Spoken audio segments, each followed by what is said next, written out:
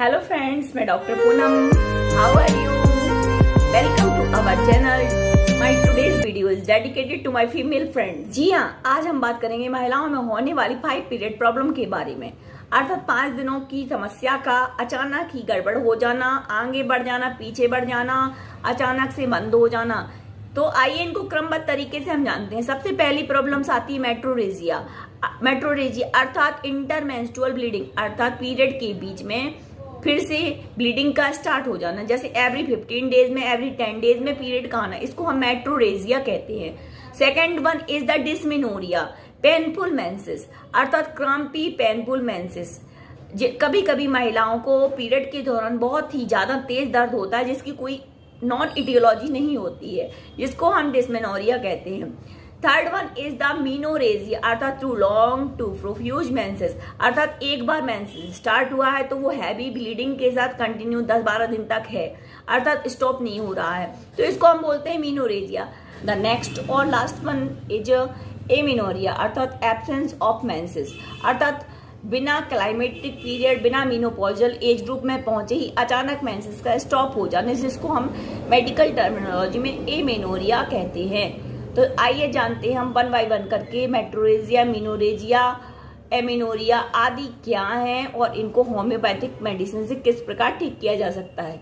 आइए सबसे पहले हम बात करते हैं डिस्मेनोरिया के बारे में। डिस्मेनोरिया, डिस मीन्स पेनफुल और मिनोरिया अर्थात ब्लीडिंग, अर्थात पेनफुल ब्लीडिंग होना। यह 2 प्रकार की होती है, पहला होता है प्राइमरी डिस्मेनोरिया और दूसरा होता है secondary dysmenorrhoea.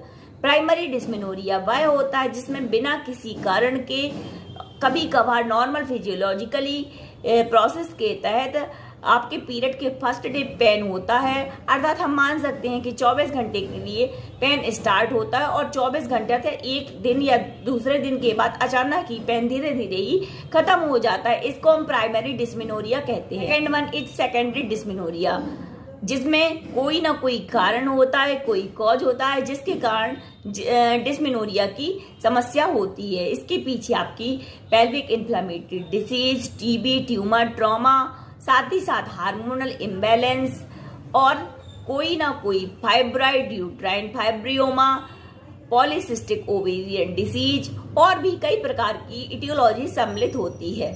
Next one is, अब हम जानेंगे मेट्रोरेजिया के बारे में। Metrorrhagia is a clinical condition. Metrorrhagia एक ऐसी क्लिनिकल कंडीशन है जहां की 2 पीरियड अर्थात 2 साइकिल के बीच में अभी पीरियड का आ जाना, अर्थात इंटरमेंस्ट्रुअल ब्लीडिंग हो जाना।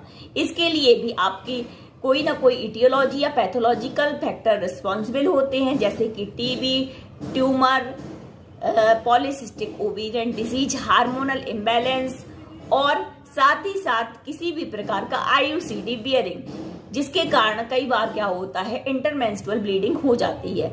Next one is menorrhagia. Menorrhagia we can define it is as too long too profuse menstruation, अर्थात पीरियड आता है और कंटिन्यू 10-12 दिन तक लगातार हैवी ब्लीडिंग के साथ वो कंटिन्यू रहता है और स्टॉपेज नहीं होता है। इसके कारण भी महिलाओं को बहुत परेशानियों का सामना करना पड़ता है, इसको हम मीनोरेजिया भी कह सकते हैं। We can term as too long too profuse menstruation is called the menorrhagia. Next one और last one is amenorrhea. A means absence और मीनोरिया मीन्स मेंसेस, अर्थात मेंसेस का बिना क्लाइमेटिक पीरियड और बिना मीनोपॉजल पीरियड के अचानक ही मेंसेस का एब्सेंस हो जाना एमेनोरिया कहलाता है। तो I hope you understand what is the menstrual abnormality and what are the causes of menstrual abnormality. Now we can say that homeopathically it can be treated.